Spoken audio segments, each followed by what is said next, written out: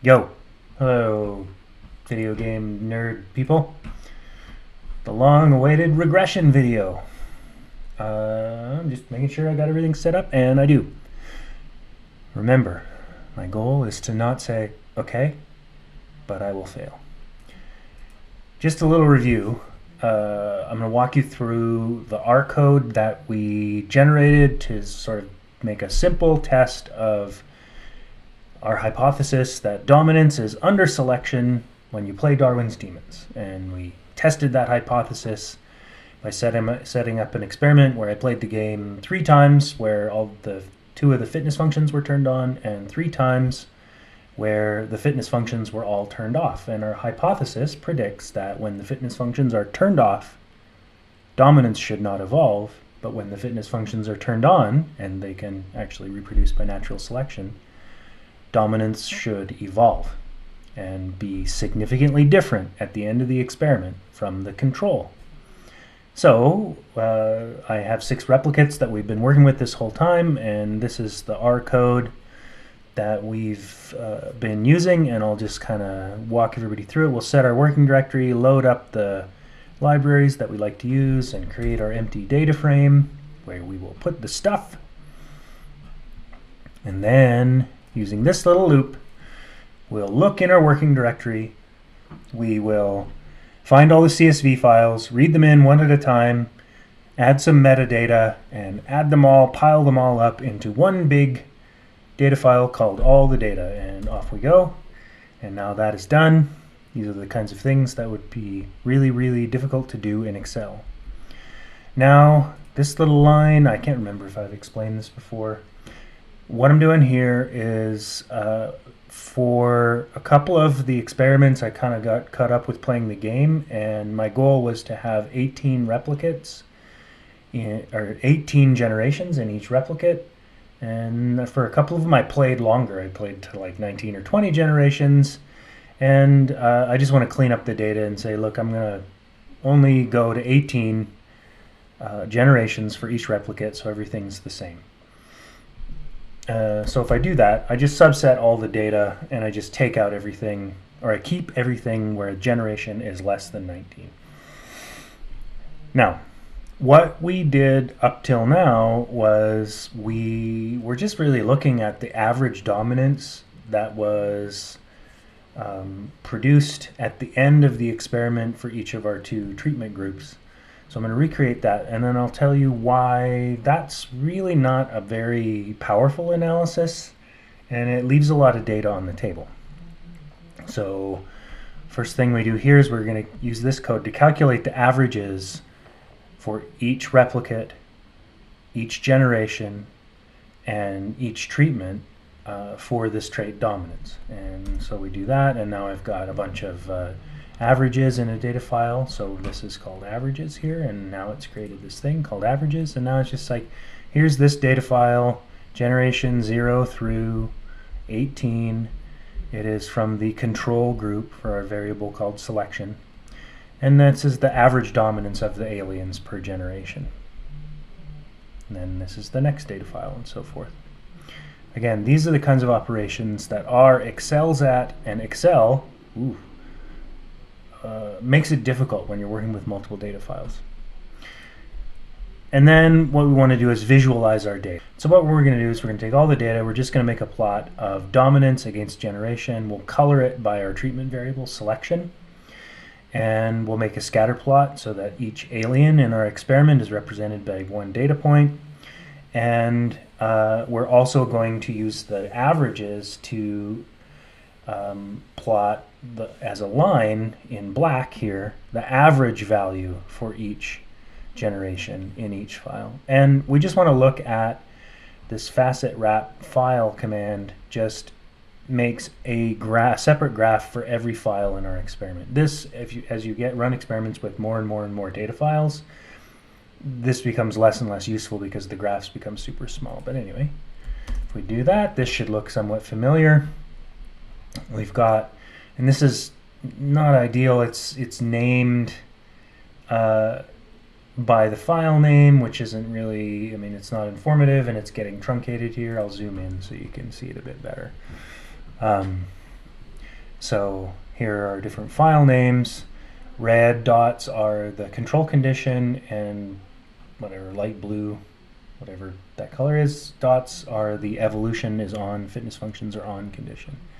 And just by eye, you can see that when evolution is on, it sure does seem like dominance is trending downwards, where it is relatively flat when under control conditions. But could that have happened by chance? We don't know. When we say it kind of looks like it's trending down, we're scientists, that's insufficient. We have to do a statistical test. We have to be able to articulate the confidence with which we think the data support or refute our hypothesis. And so what we did there is we just said, hey, let's just use generation 18. The very end of the experiment, we're going to calculate the averages of our groups in generation 18, and so we've done that here. And then we're just going to do a simple t-test and using the linear model command, and we're just going to ask, hey, are these averages different? And we did that, and it turned out to be significant. And then what we're going to do is just use this code to graph that out. And so I'll show you the graph, and then we'll... Okay. And so what we had here is we calculated this out, and on average, the average dominance ended up at generation 18 under control conditions around 0. And these are our error bars, plus or minus the standard error. The average dominance when evolution was turned on, the E condition, ended up right around -9, and this is the standard error. And then if you just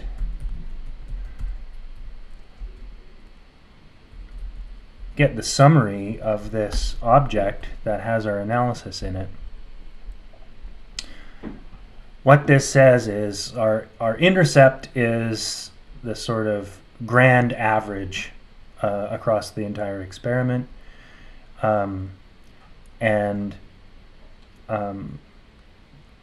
this says this group selection E, its average is -9.25, and the p-value, the probability of observing this difference, is 0.02, which means the probability if we ran this experiment 100 times and the difference wasn't actually there, we would observe a difference this big 2% of the time. And that's below what we usually accept as a p-value for these simple kinds of experiments of 0.05. And so we would say these data are consistent with our hypothesis. And that's sufficient for your first run. And so this is, I'm just checking how long I've been talking now. So that's 8 minutes of review. Oof, we'll see if I can tighten that up in post. I'm trying to keep the videos short and punchy, but it's difficult. What I want to show you now is the problem, how to solve the problem of leaving all of the data. We just threw out 90% of our data, 95% of our data. We ran this experiment for 18 generations, and we took 17 generations worth of data and threw it away. Not ideal, right? So let's look at a different statistical analysis we can do that uses more of the data that we collected. And so what we're going to do is we're going to build off of this plot that I showed you how to make. And so this plot here, we're going to use the data that we calculated, the means for each file across generation, the mean of dominance, and we color it by our treatment type, and we group it by file. And so, and what I've done is I've added a geom smooth command here, and the method is linear model. So that's just y equals x kind of thing. And we, make sure we do it so that it knows there's two groups. And what this does is it makes essentially a very simple regression graph. And so the lighter weight lines are the averages of dominance for each file, and they're colored by their treatment group. So these are the ones where selection is turned on and selection is turned off. And then the thick line with the gray around it is that geom smooth command. It's essentially saying, what's the linear regression line of best fit for those data? And what it shows is that's more or less flat here for the control condition, and the gray area is essentially the 95% confidence interval of that regression line. And then the blue line here, the thick blue line with the gray, shows that when evolution is turned on, dominance tends to go down. Okay. And now I want to show you the statistical commands we can do to kind of quantify this effect and get a p-value out of this, because this shows some statistical information, but it doesn't give you the p-value. What we're really interested in here is, are those slopes significantly different? Does the effect on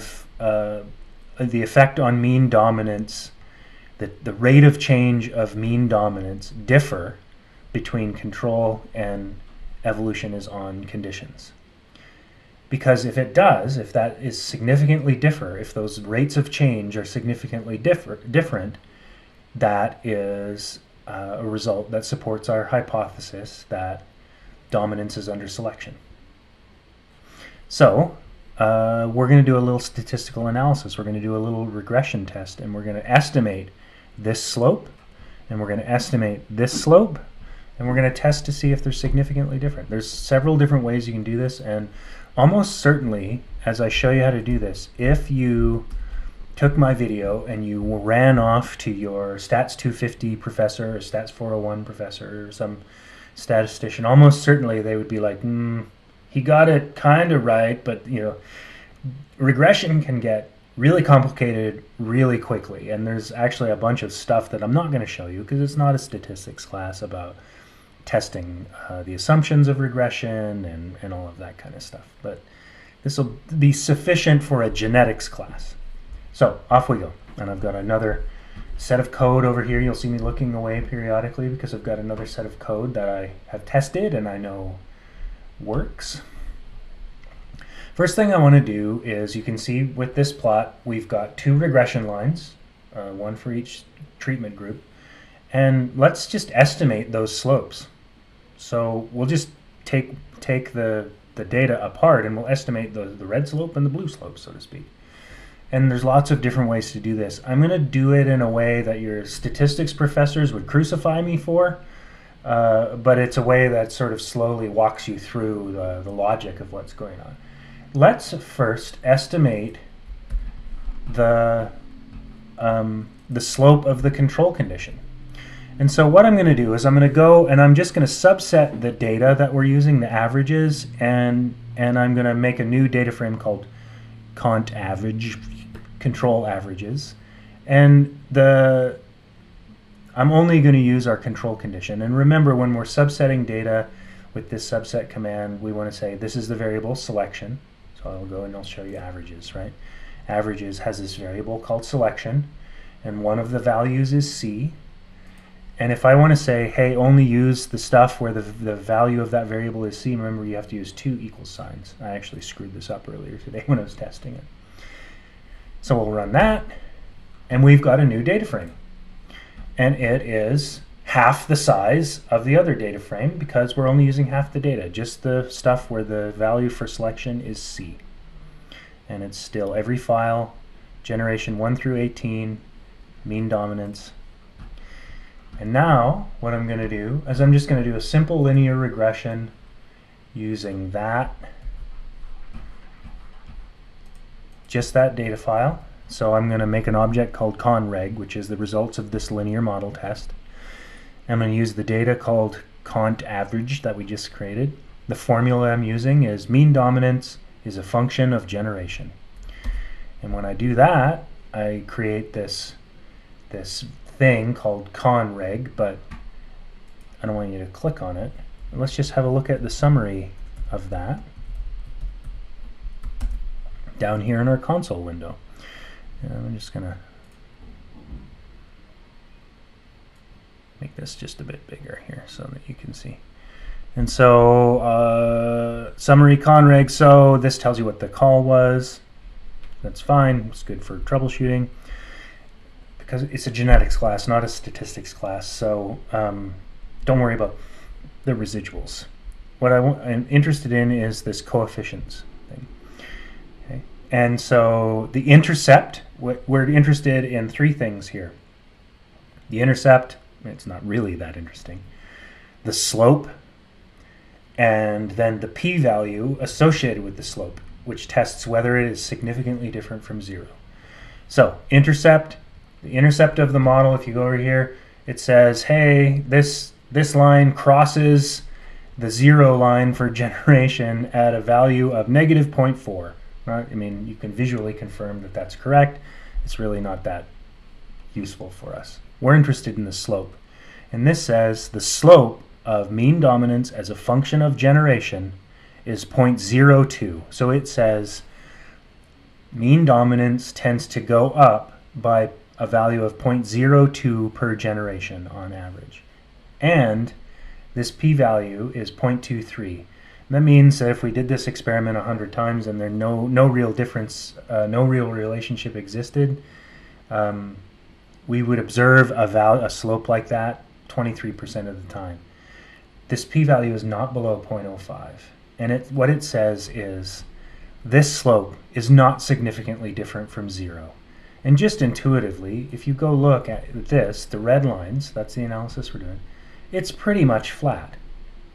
Right? The standard errors include 0 at both ends. Dominance is not changing. We've estimated the slope to be not significantly different from 0 under the control conditions. Now, let's do the same thing under the conditions where evolution, the fitness functions are turned on. Our hypothesis predicts that the slope will be significantly different from 0. So I'm going to do another set of lines. And this time I'm going to create a new object called cellreg. And that, first, let's get the data we need. So first, I'm going to do a data frame called cell average or whatever, cell average, SELAVG. And in that, I want to put the subset of our averages where selection has the value capital E. And so when I run that, I've got a new thing called cell average. And again, it's all of the E data, the mean dominance. And then I'm going to run a linear model using those data, and I'm going to say, hey, test whether the relationship between mean dominance and generation is the slope is significantly different from 0. So we'll run that, and then we'll summarize that. And now we're looking at this blue line over here. Just going to give myself some space, and I'll post this code again. And so now, again, we don't really care about this stuff all that much. What we're interested in is the coefficients. And so let's ignore the intercepts for right now. This says the blue line crosses the 0 line at the x equals 0 at a value of 0.89. But what we estimate is every generation, on average, when the fitness functions are turned on, mean dominance is reduced by 0.498, essentially 0.5. Negative 0.5 is our slope. And if you look over here, this p-value is 6.88 times 10 to the minus 14. So that p-value is effectively 0. And what these stars mean is less than 0.001, 2 stars means less than 0.01, 1 star equals less than 0.05, and so forth. This p-value is really, really low. What that means in layperson terms is observing this kind of relationship when one doesn't actually exist, if we repeated this experiment hundreds of times, the probability of observing that relationship by chance is 6.88 times 10 to the minus 14. It's effectively 0. So this slope, this relationship between dominance and over time, is highly significant, and that is consistent with our hypothesis This slope is negative 0.5. This slope is 0. Last thing I'm going to show you is, so again, that's sufficient. That's consistent with our hypothesis. The last thing I want to show you, though, is how to test whether those two slopes are significantly different. Which is, we kind of did that already, but we haven't really. And so the last thing I want to show you, and this is about as complicated as I want to get in this class for statistical analysis, is how to do this analysis where we don't split it out by control and selection equals E, and we use the entire data set. And you're going to get the same answer. The numbers will vary a little bit because you're using the entire data set, but it's actually less clumsy in my opinion. So in this case, we're going to create an object called reg dom averages. I'm bad at naming things, okay? And we're going to do a linear model of the whole data set, averages, that contains both the C and E treatment groups. And our formula is mean dominance is a function, and in this case, I put generation colon selection. This is the first thing that we can do. So if we run that and then summarize it, this should look familiar.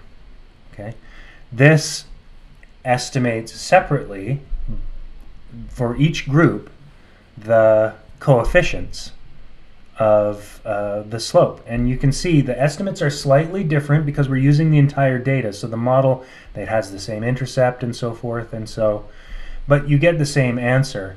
The relationship between in the control group between dominance and generation is not significantly different from 0.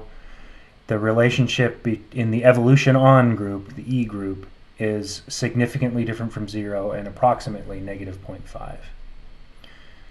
All right. The last thing, and again, you know, if you understand this and you feel like you're learning something and you want to use these types of analyses in your projects, awesome. If you'd rather reduce it down and just do the simple t-test analyses for these kinds of projects, also fine. Just in your discussion, acknowledge that with the t-test analysis, your experimental power might be reduced because you're throwing away a lot of data. So just justify which analysis you chose. And it's okay to use the one you understand for right now. That might be less powerful as you're learning how to do this. It's better to be doing something you understand and sort of proceeding with that than I ran some code, I don't really understand what it's doing, but the magic p-value is less than 0.05, so yay. That's not okay. Anyway, I hope that was helpful. I'll go ahead and clean this up and throw it up on YouTube, and then I think I might send out an email. I don't know what else everybody wants me to cover. There's lots of other kinds of experiments that we can do. We can estimate heritabilities, we can estimate effective population sizes, we can do different experiments testing where different players or different ships cause different patterns of evolution and other traits. I'm open to helping people do whatever they want. I can make a video on the experiment that you want to do, and we can kind of work through it together. But you know, not a ton of views on these videos. I know Sam and Avery and a few other people are plowing ahead, and that's awesome. But I don't really want to forge ahead with stuff that nobody ultimately wants to use. So looking for feedback at this point. Hope everybody's doing well in the global apocalypse. I'm going to sign off.